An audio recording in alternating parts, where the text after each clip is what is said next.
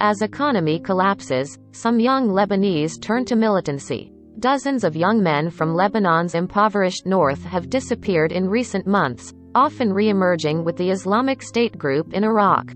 Wadi Nahleh, Lebanon. 2 weeks before he was supposed to get married, Bakr Saif told his mother he was going out to see his fiancée and would be back for lunch. When he did not show up by nighttime, his mother called the fiancée, who said he had not been to visit her. That day, December 8, was the last time Saif's mother saw him. Last week, he was among 9 people killed in an Iraqi army airstrike targeting suspected militants in eastern Iraq. At least 4 of them were Lebanese, all from this small, impoverished village near the northern city of Tripoli. As Lebanon slid deeper into economic misery over recent months, dozens of young men have disappeared from the country's marginalized north and later surfaced in Iraq, where they are believed to have joined the Islamic State group.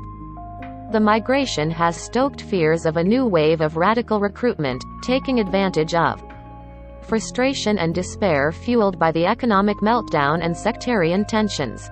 Many Lebanese have plummeted into poverty as the local currency has collapsed, the value of salaries and bank accounts has evaporated, and prices have soared. Even before the crisis, Tripoli was Lebanon's poorest city, and things have only gotten worse with scores of young, seemingly unemployed men in the. But it's not just poverty driving some young men to join is. Tripoli and its surrounding areas are also a center for many of Lebanon's Sunni Muslim community, who resent what they say is neglect from the government in Beirut. Security forces have targeted Sunni youth in crackdowns over militancy, and activists have said for years that thousands have been detained without trial because of suspicions of militant links. Saif's mother believed her son was being detained by the Lebanese intelligence. But 5 or 6 days before he was killed, he called, the first she'd heard from him since his disappearance. He wouldn't say where he was, telling her only, I have been wronged, without explanation, she said. Saif had spent 7 years in jail on suspicion of acts of terrorism, and was released in June without trial. The family maintains his innocence and opened a grocery for him to work in, since no one else would employ him after his release. He was living in constant fear. He used to tell me, I trust no one but my family, his mother said. IS's top leader, Abu Ibrahim al-Hashimi al-Qurayshi, was killed in a U.S. raid on his safe house in northwest Syria on Thursday. Experts believe that while his elimination may cause some short-term disruption, the group can replace him and continue its campaign of violence in Iraq and Syria. The numbers of Lebanese apparently joining IS is nowhere near the hundreds who went to neighboring Syria to join rebels there, including ones linked to al-Qaeda, at the height of that country's civil war.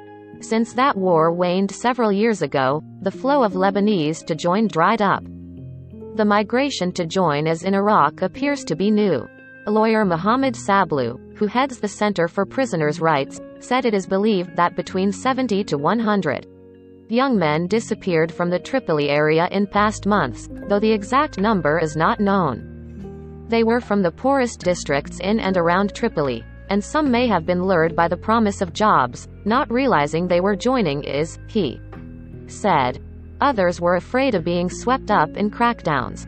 These men are being manipulated by dark forces led by those who benefit from the revival of Daesh and want to harm the image of Tripoli, Sablu said, using the Arabic acronym for IS.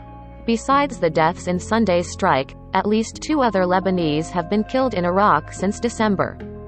Tripoli has been the scene of militant violence in the past, the most serious in 2014, when militants inspired by the Islamic State group carried out attacks against Lebanon's army. Disappearances of young men began to rise in late August, not long after a former military intelligence member, Ahmad Murad, was shot and killed in Tripoli. In the subsequent search, the military said it arrested an IS cell that included 6 militants involved in Murad's killing.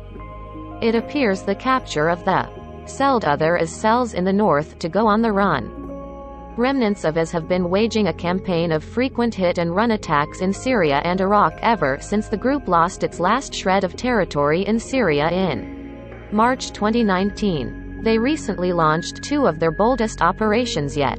On January 20, about 200 IS militants attacked a prison in Syria's northeastern city of Hasaka and were joined by rioting inmates. It took more than a week for Kurdish-led U.S.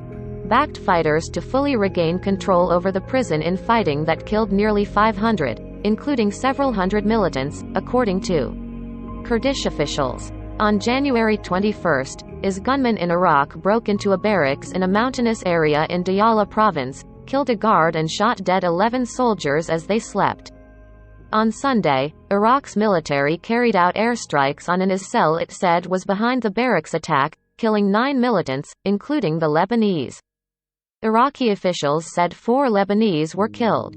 Families and the mayor of Wadi Nale, Fadil Saif, said they were 5, Bakr Saif, his cousin Omar Saif and 3 friends, Yusuf Shakadam, Omar Shakadam and Anas Jazar. The extended Saif family is the largest in the village. There are several factors making the youth flee, and the main one is lack of jobs, the mayor said.